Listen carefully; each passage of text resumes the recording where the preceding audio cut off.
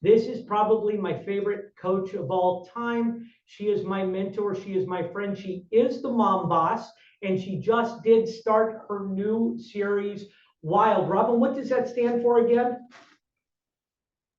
Technically, women in lending determined to make an impact, but I would even say women in leadership in general determined to make an impact.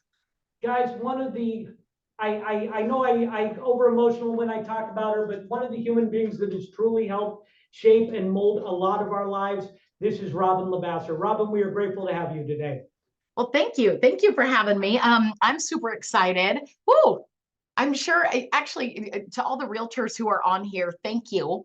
I am sure that you have been somewhat bombarded and lost a little bit in scrolling of information that's coming at you in every direction right now. I don't think there's a shortage on Facebook, on Instagram, on YouTube, on podcasts of the anticipation of all the changes with NAR. And I promise you, while I'm not going to try to predict today everything that could happen, I think time will tell what the answers are, and there will be some different navigation as we approach July and kind of settle into things. And it'll be interesting. I'll give you guys just a quick example of just change in general. When you think about change, there's two types of ways to handle it, right? It's either to fight it or embrace it. And I think our initial reaction to any sort of change is to fight, right? Is to fight or to freeze. And it's generally not to embrace or be intrigued or curious with it.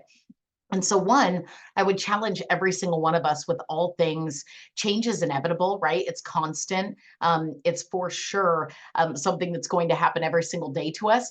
Hey, how do we embrace that change? And so this is one of those moments, years ago over the last 20 years, I have seen massive amounts of change in lending where people thought the end of the world might be coming, if you will, and that you would no longer be able to do lending as we thought that we could before, that you possibly couldn't make money. There's been so much. And as each change came to full fruition, it actually ended up, I believe, ultimately for the better. And what I mean by that is that it raised the game across the board in terms of leaning in, loving the industry even more, and really rising up in how we all behave as professionals. And so that really ties in today to talking about how every single one of us has an opportunity to really control the outcome of our income in this business. Now, I love that. I think some of us have not loved it as much as we absolutely should when we are willing to bet on ourselves, right? We are willing to bet on ourselves on a 100% commission job. And so how then do we take advantage of that? If we're going to take all the risk, why wouldn't we make sure that there was a great reward with all of it? And so I'm going to talk about that today. I'm going to talk about leaning in and knowing your value. And so I want to, I'm actually going to go to more of a gallery value. Jonas, that mess you up if I go to gallery? Nope, you go right ahead. Okay, perfect. I love to see everybody's faces. It just helps me when I'm talking to everybody. And so I want to start with this. I think for the most part, everybody on here is likely maybe a business professional, but a real estate agent or a loan officer. I believe that that's the main audience. And so I want to speak to that for a minute. First of all, I want you to write down, I am a blank real estate agent. I am a blank real estate agent.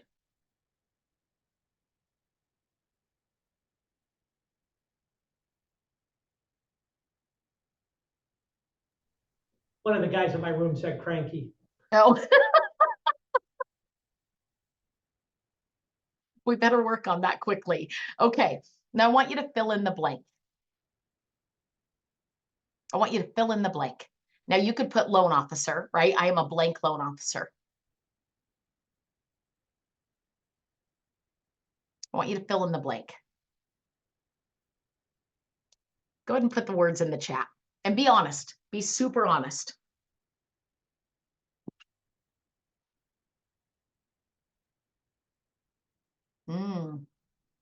We've got all of 2. Come on, come on, come on.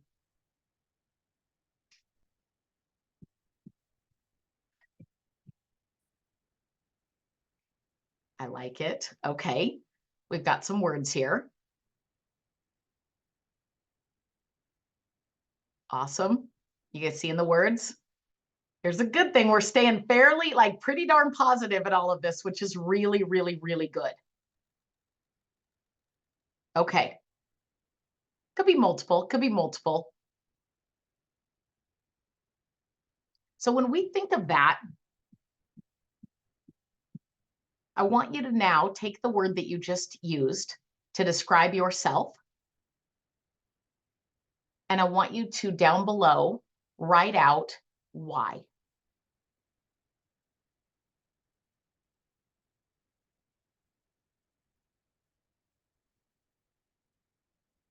Why you described yourself that way.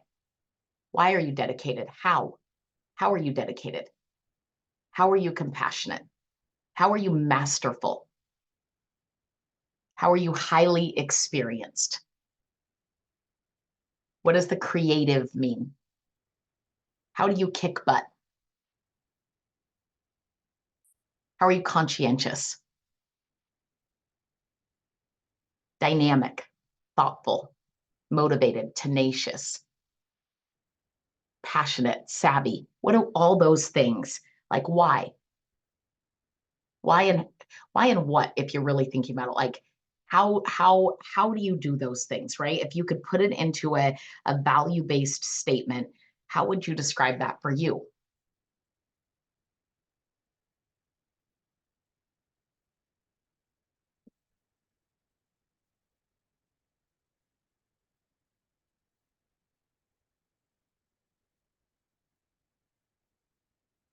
If you look down and you read your sentence for a second, I'm a blank real estate agent, I'm a blank loan officer, and then underneath the why, the what, like what does it mean? How many of you guys can hand that over to a client right now and say, and they would look at it and say, wow, that's exactly why I would work with you.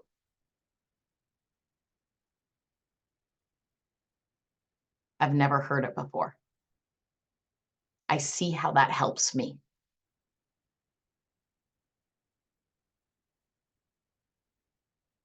How many of you guys could say that about your value statement that you just wrote down? Now, I know it was quick. I know it was a quick sentence, right? When you look down and you kind of go, okay. Now, what I would say to that is, could you give yourself some examples, if you will, even new, because sometimes, you know, when we think that we're brand new, if you're a new realtor on here, you're a new loan officer on here, we think like, oh, I'm just new, so I don't have it. Well, if you're willing to do it, that actually counts, right? If you're willing to do the work, if you're willing to do the research, if you're willing to ask the questions, if you're willing to tell someone no, maybe that's a bad idea, right? If you're willing to be transparent on things, if you're willing to truly negotiate, right? If you're willing to maybe take the path of least resistance for your clients, knowing that's the better path for them, whatever that is, if you're willing, that still counts.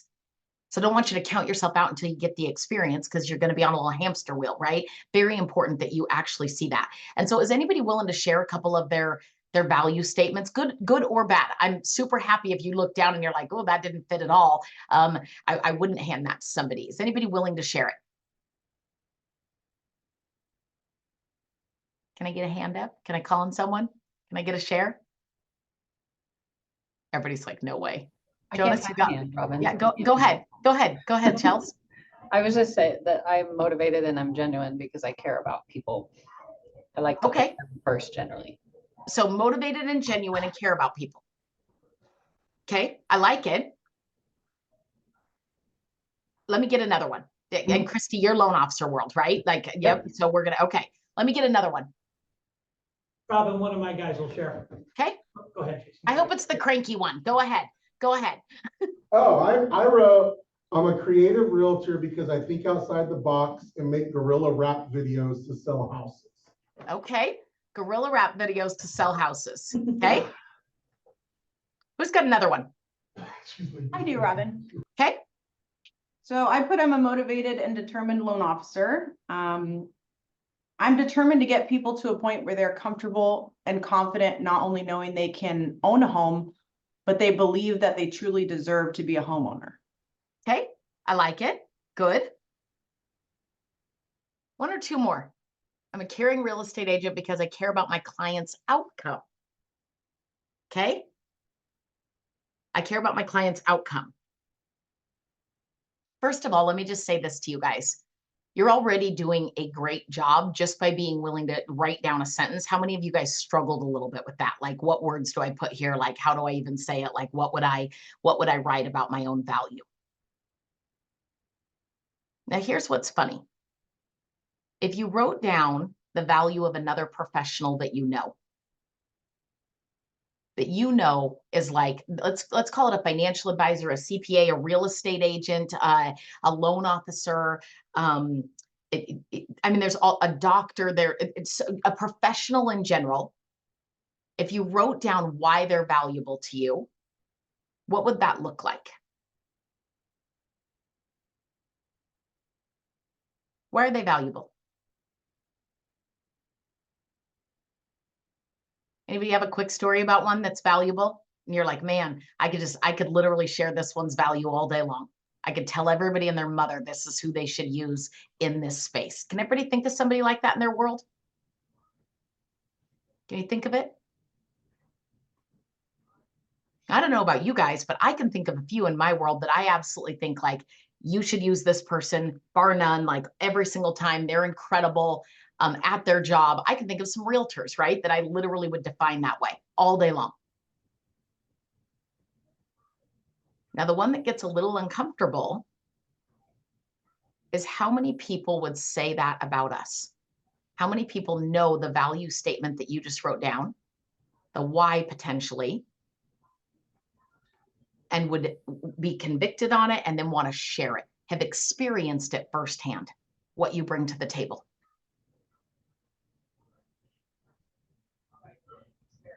Now, here's what's crazy. Imagine this, you guys. Imagine, now I'm going to go to an extreme for a second. I'm going to actually take a page out of Todd Screama's book for a second.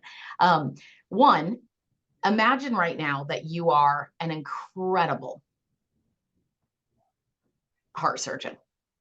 You can literally save people from having heart attacks. And you've got it all figured out, and you've definitely done it for a few people. And you're waiting for the rest to figure it out or share the good news. Would you wait? Would you wait? You wouldn't wait, right? Todd did an analogy earlier. If you guys know the owner of the company, Todd Screama, he and I were doing a podcast with each other on Be Your Best. And he gave this analogy, and I've been thinking about it all morning since he did it. And he said, if you right now, Cynthia, I'm going to use you as an example. Imagine, Cynthia, that I said, hey, Cynthia, I just created a pill, and the pill is $10,000. And I need you to sell it all day, every day. Like, I need you to sell it. And you'll get a $2,000 commission from every pill that you sell. Now, that pill cures cancer. Would you pick up the phone and dial? Would you call everybody and their mother? Would you stand on stage, even if you weren't a great public speaker, and spread it around as fast as you could to everybody? Would you? I think the answer for all of us is yes. Is that a fair statement? Okay. So let's stop for a minute. What does homeownership do for people? What does it do? Write down a few things that it does for people. What does homeownership do for people? Whether it is investment property, a second home, an Airbnb, maybe a commercial, apartment complex, a primary residence.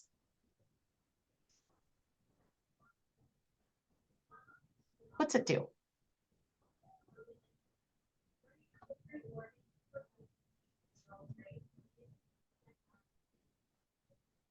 I know this is going to seem, you guys are probably like, how did I show up to a third grade webinar right now, right? Like, this seems very simple. I will tell you, we have a tough time sometimes just getting down to the roots, right? Like, Sissy, you just used that word, provides roots, stability, memories. Yes, all of those things. Also builds wealth, I think, is one of the number one things, right? Promotes community, generational wealth, right? Like, it 100% changes lives. Now, here's what's crazy. If you define your value statement and you believe in the product that we ultimately all provide to people, why are we so hesitant to share it with everybody? Why do we wait for somebody to find us?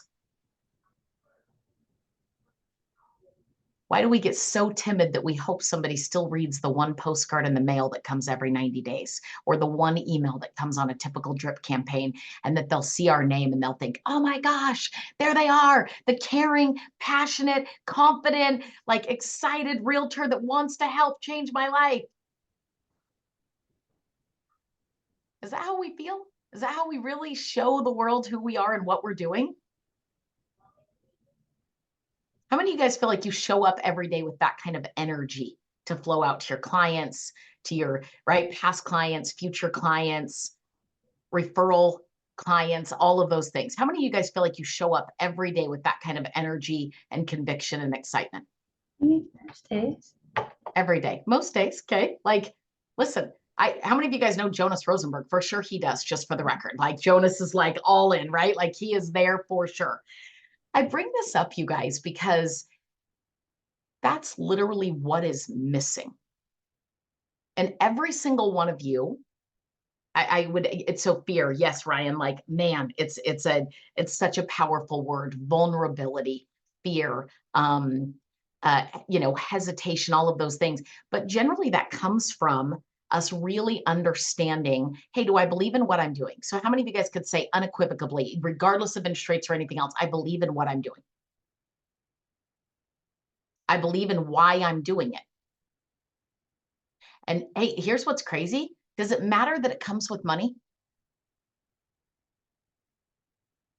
Does somebody that gets paid for developing cures for cancer or working on medicine or cure, stitching hearts in the OR, does it disintegrate what they do because they get paid?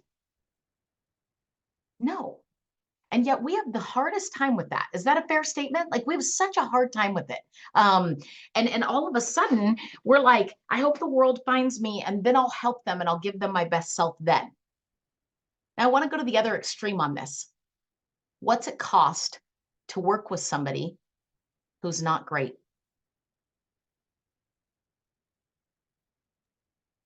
At what expense is the advisement of buying a massive purchase? A massive purchase.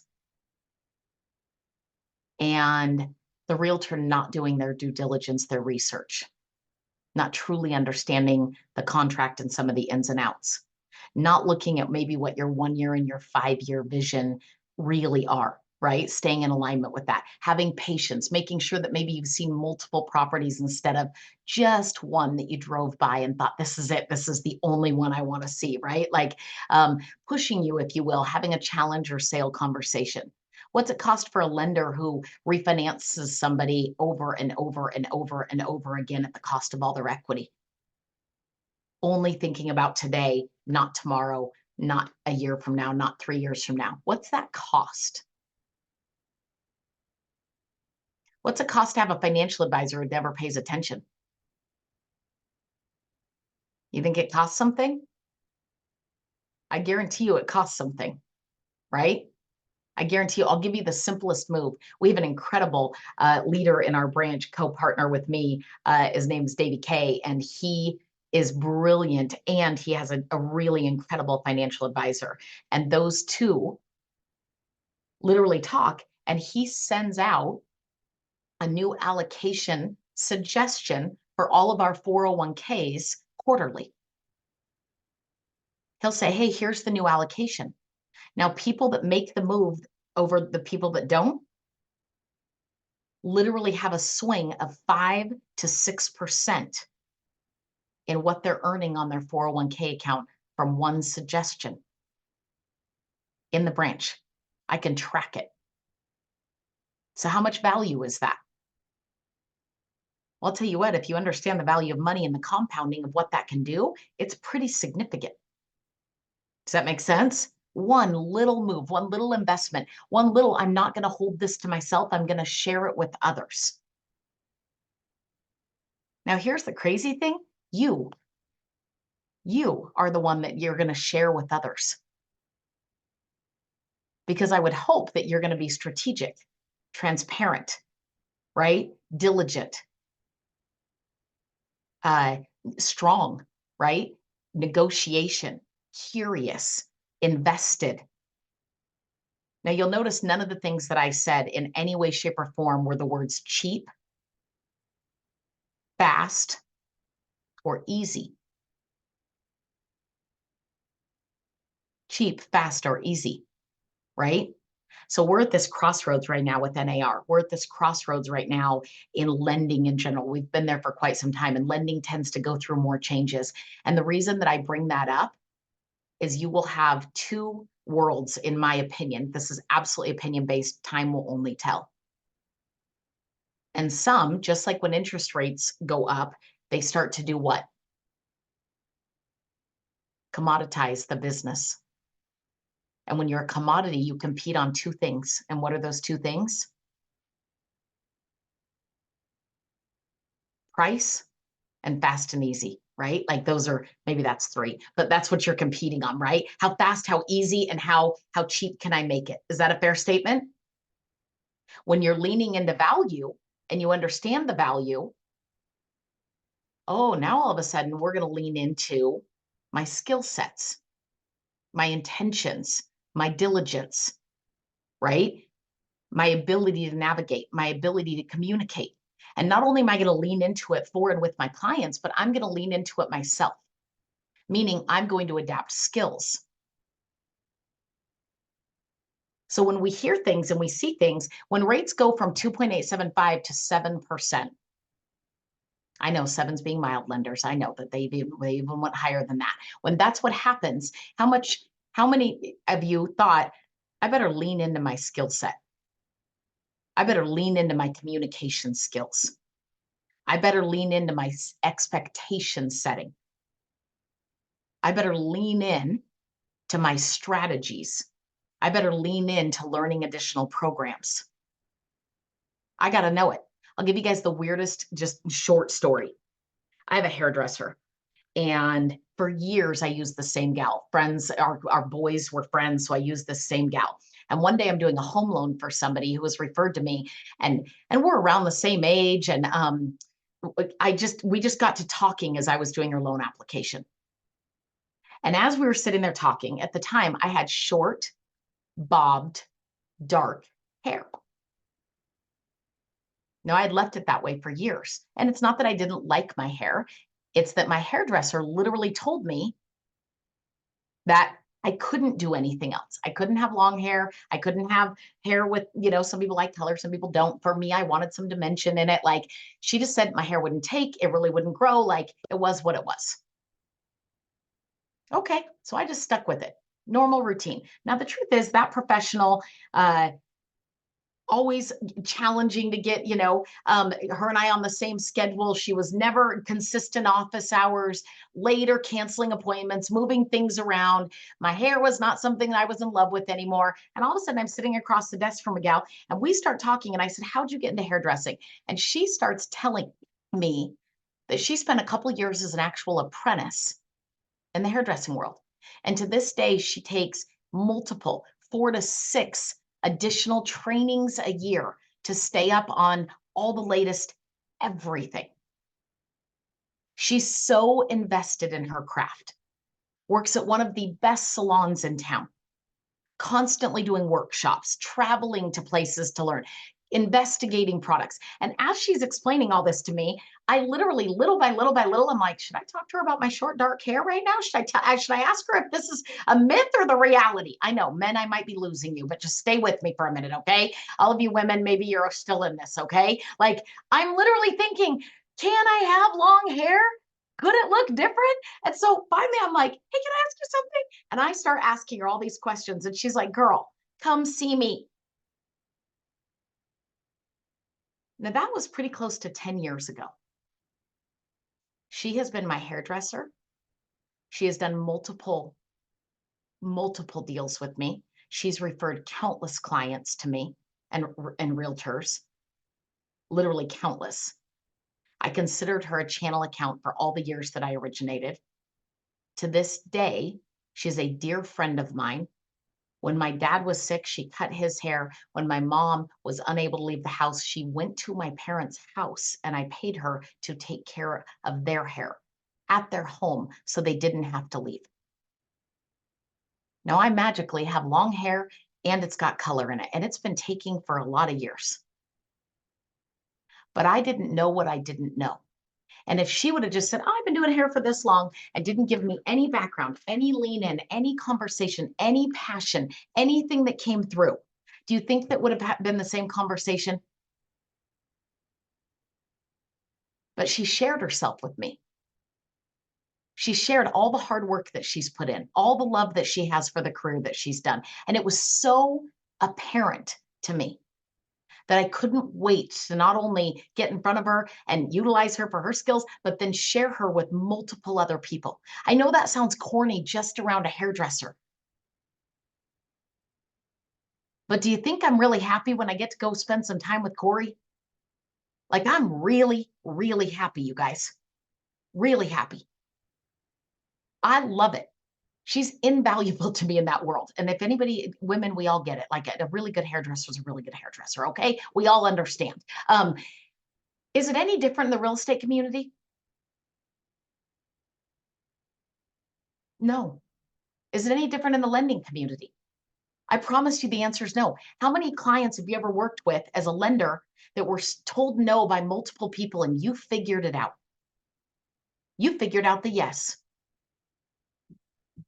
How many real estate agents couldn't figure out how to get, a family member to maybe sell their house and come to grips with what needed to happen in their life? And hey, I'm going to help you get that transition made. And I'm going to help you over here. Hey, I'm going to help you maybe dig into your first house that isn't perfect and it didn't meet all the things you set the goal all the way up here, right?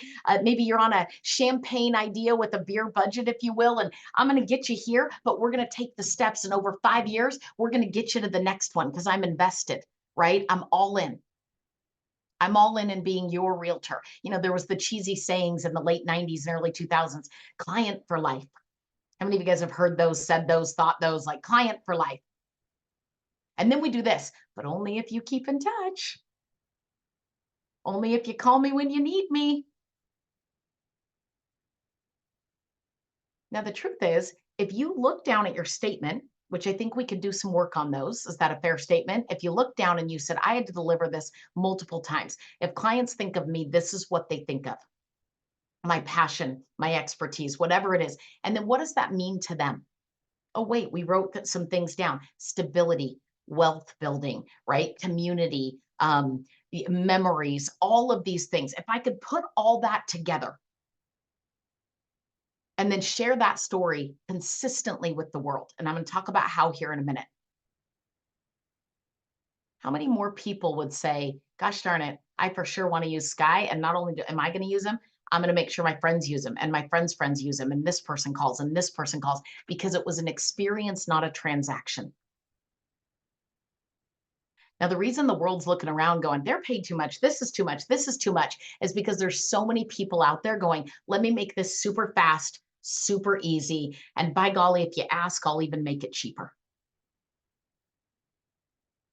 And then NAR comes in and does this, and everyone's like, I'm out. I don't even think I can get paid anymore. This is awful. Like, this is really hard. This is frustrating. This is scary. I don't know how to articulate that what I do should get me paid. Now, do you think I've ever asked Corey for a free haircut? You think I've ever asked her for a discount? Not in a million years. Do you think she's more expensive than my other gal? You bet. Have I ever flinched? Not once, because she's met the value that I needed, right? She's met the value. In fact, she's exceeded it time and time and time again. Now, I would bet that you've exceeded it. I want you to think for a minute of a story in the last, let's say 90 days, where you exceeded your value. You knew that you absolutely changed the game for somebody. Maybe it was advice to not do something. Maybe it was a connection to something that they really needed help with. Maybe it was right? Like there could be a million different things that you did. Exceeded your value. I want you to stop and think about that. Who can give me something where you know you exceeded your value? Professionally. Yep, professionally. Good question, Bart Swan. I got one, Rob. Yeah, go ahead, Chelsea. Yeah, so we have a VA loan program in the area that is not marketed because basically the lender doesn't really get paid on it. We can only charge a certain percentage for closing costs for the VA, and this particular program exceeds that amount.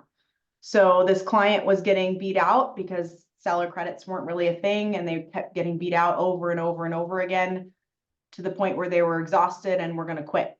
They're like, we're done. We don't want to look for a house anymore. I'm like, well, if I can get you into this program, like I have to have special approval for it. But if I can get you into this program, you have to come in with $1,000 cash and that's it. And we don't have to ask the seller for closing costs. Would you continue to look? And they said yes. And we got it approved. They found the house the next weekend and we closed on Monday. So yeah, it was a big deal. So exploring, right, all the options, all of those things, right? Looking, digging, finding the right space, right? Like being willing to do all of that and then some.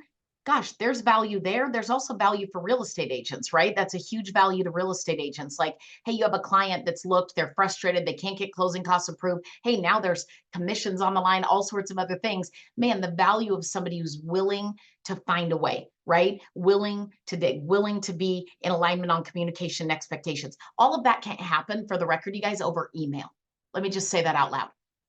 All of those things don't happen over a text message. They just don't. They happen over a Zoom call, or even better, a face-to-face. They happen when you can look someone in the eyes and walk them through everything. I love this. Walk dogs for a showing, right? Took the kids to school so they could sign. Like, so a couple things, just, hey, accommodations. That's awesome, right?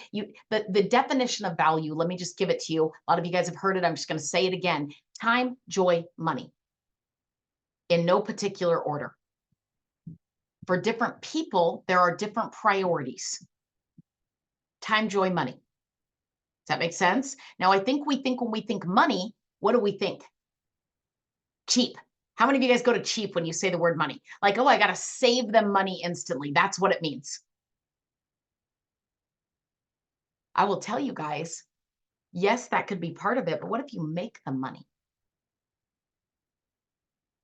What if you make them money? How many realtors write an offer on a home and you know that the appraisal came in higher than the price you negotiated? That's making someone money. Is that a fair statement? Being willing to negotiate. Now, aren't there agents out there who would just say, hey, I think we should just go in at full price, and they're scared to negotiate? Is that a fair statement? Now, sometimes you have to. But is it fair to say that some just take the path of least resistance versus leaning in because they're uncomfortable with negotiation? Is that a fair statement? What does that cost somebody if we're being honest? Afraid to negotiate. You have a realtor that's afraid to negotiate. Does that cost somebody something? Now, on the other side, afraid to maybe lean in and negotiate with the buyer directly. Hey, I know you like things cheap, but this house has already got 10 offers. Your wife's saying it's your dream house. Your joy level is up here if you get it. I'm going to be really honest with you. You're going to pay over asking and probably over appraisal. Is that also valuable? Lots of value, you guys, lots of value, right? Because we are willing to lean in to what our skill set is, to what we know that we do. But man, we have a hard time sharing it with the world. And we do it so discreetly and so small, at such a small level,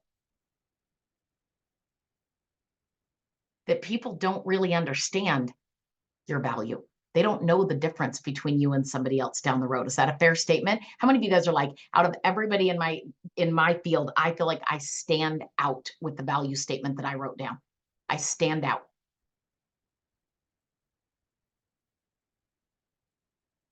And I'm gonna be a little arrogant for a second. I meet almost nobody, even via Zoom and on here, that doesn't say that my energy level is where? Way up here. Is that all the time? It's pretty much all the time. Sonia's like, no, it's not all the time. Nobody's happy all the time. Like, am I happy all the time, Sonia? No, I'm intense and up here all the time. My energy level, my passion level for this business is way up here, way up here. Does that make sense? Like all the time. People can feel it. I walk around literally sharing with the world. If you guys were in Eugene, Oregon and like drove around with me, you'd all think I was an absolute nut job with how many people I talk about lending and real estate to. A nut job. But why? Why do I lean in so hard to it? Why?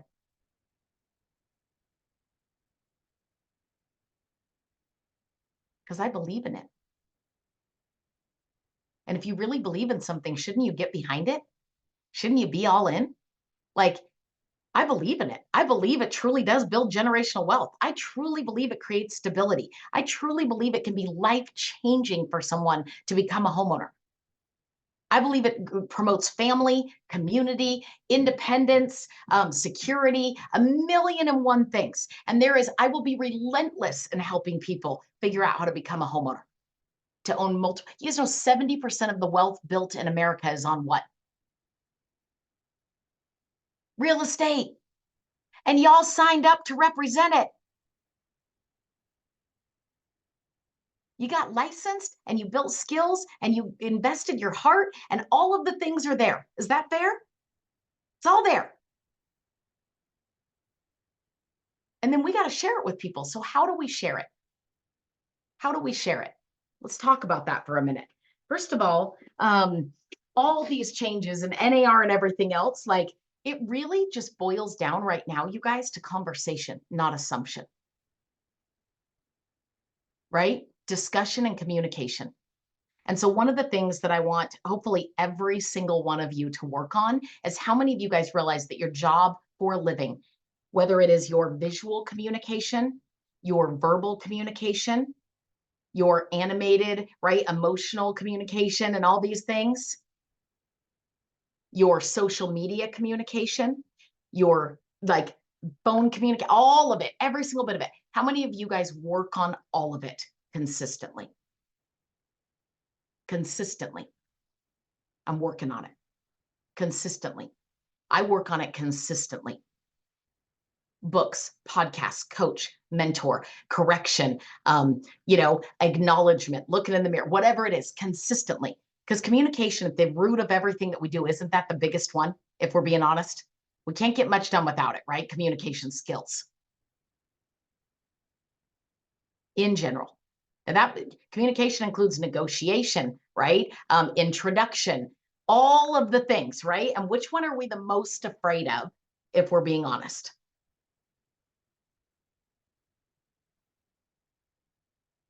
The initial introduction.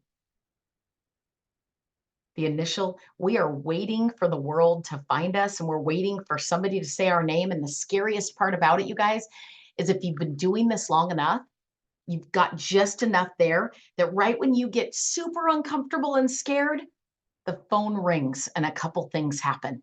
And you're like, whoo, dodged a bullet. I'm back in the game, right? Like, and we're back to an industry right now that is more susceptible than ever to the roller coaster of real estate and lending. And yet it doesn't have to be. It doesn't have to be. But we got to start taking everything that we know, believe, and represent, and we've got to share it with people to where they don't fall in the hands of the fastest, easiest, cheapest, can I get a paycheck and see you later and you'll never hear from me again circumstance. I'll give you the craziest, like just this is, I love to work off of real life current examples. I know a guy who bought a property and a little earlier in retirement than they initially anticipated. Therefore, the money surrounding that is tight. And what they really wanted to do was live very peacefully in a great little quiet town that's about 15 minutes away from his family. Okay, that's what they wanted in retirement. Moved 3 hours up the road, literally bought a house.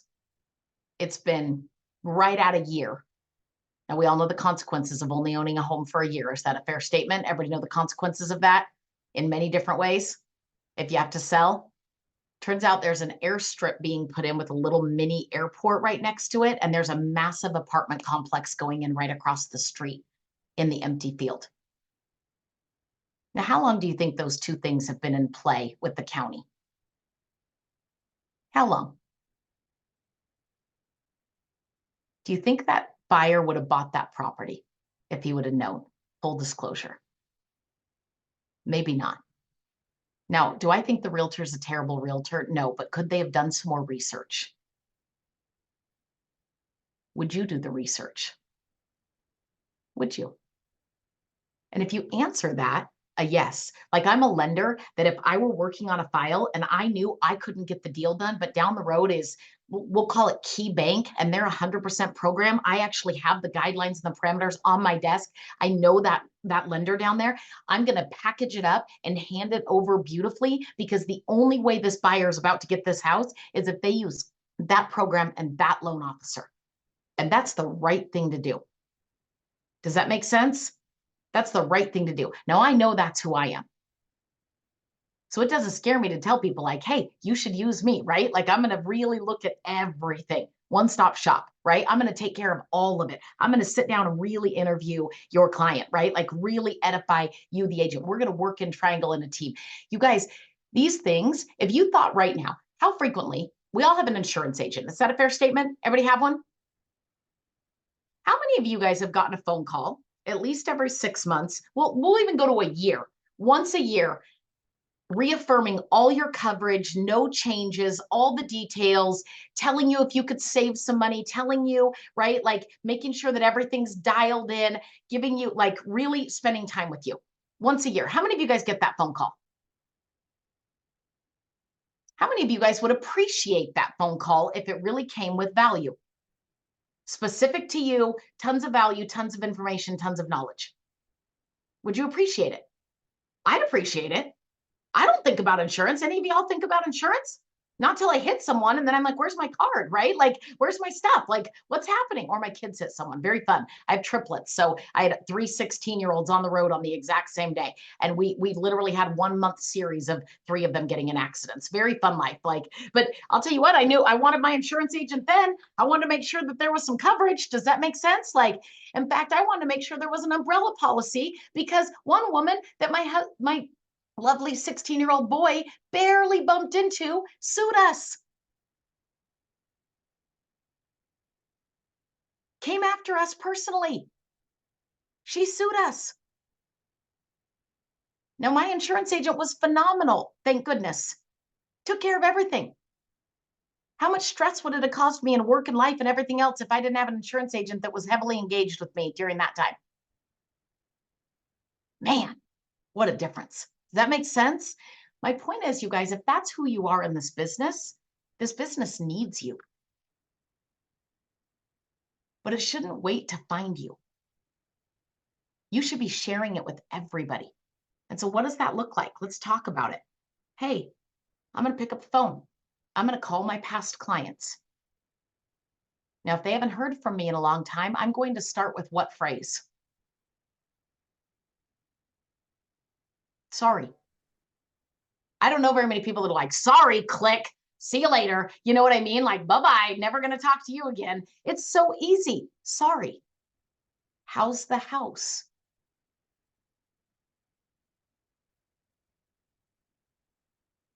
You guys notice this is a signature move, just so you know. It's not really, but I'm going to teach it to you. Do you notice how I pause and sit there for a minute and everybody's like, what is she doing? Is she choking? Is she talking? What's happening? Like, how long is she going to pause for? Now, I will tell you, I strategically pause. Why? Oh, the moment I pause, what do you guys all start doing? Thinking. Is every single one of us, right? We start thinking about things.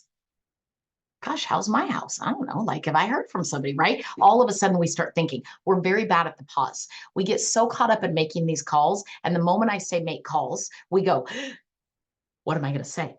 What would I say to them? What would I tell them? Why would they talk to me? What if it's awkward? What if they don't have time? I don't want to bother them. We do all of this weird narrative writing. Anybody write those weird narratives in their head when they go to think about like just dialing people at random? Y'all are crazy. Here's what I love about it. You could just write a new narrative. You made up the first one. Let's work on making up a second one. How about this? Sky, you call a bunch of people and you literally simply say, hey, can you believe it's been 9 months since you bought your house? I can't believe I haven't talked to you since then. Pause. Oh, they're going to start talking. How is everything? What if they said, actually, Sky, we're really disappointed. We hate the darn thing.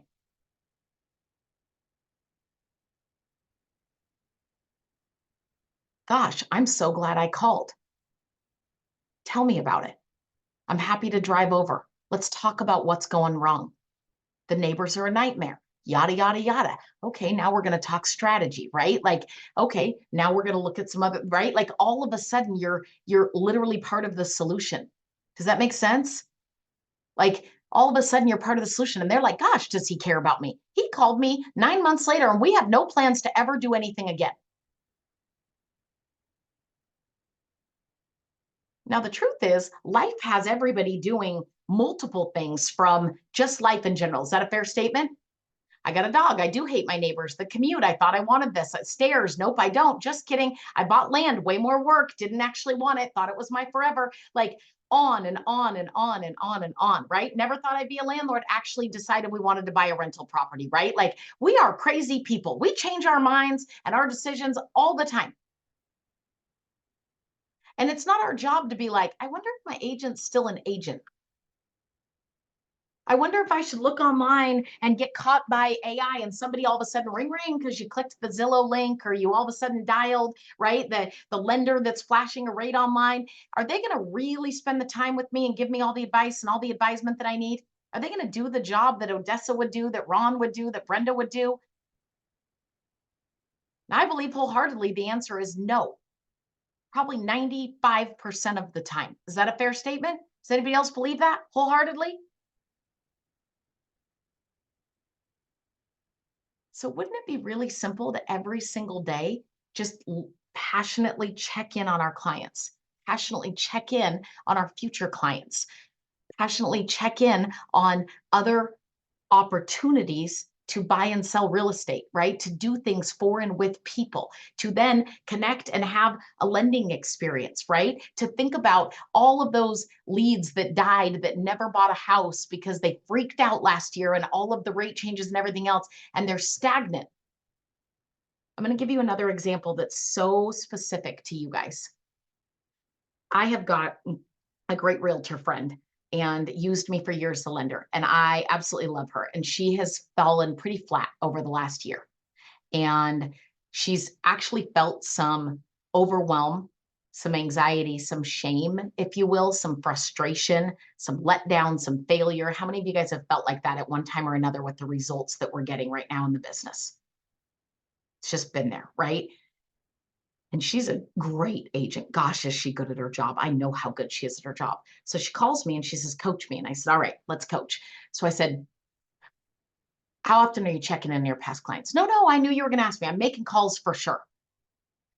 Awesome.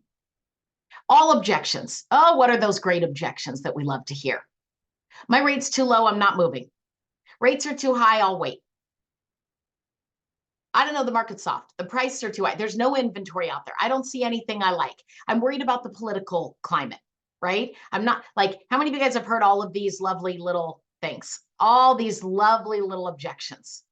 I'm waiting, I'm stalling, I'm frustrated, whatever the case. I'm doing nothing. I'll never do anything again, whatever it is, right? Like I'll love and hug and marry my 2 point whatever rate and I can't let go of it, right? Like even if I hate both my neighbors and I'm miserable, right? Like I'll sleep in my living room if I can't take the stairs just to keep the 2%, right? Like that's how we feel right now. Is that fair? Like, and we're kind of like, I don't even know how to overcome it.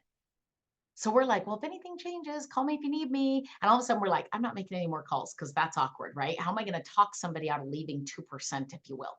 And the answer is you wouldn't. You'd never talk somebody into or out of anything. But you would challenge it. you would ask questions. You would lean in to the tension potentially around, let's be honest, hey, you're sleeping in your living room because you can't take the stairs, but you don't want to let go of 2%.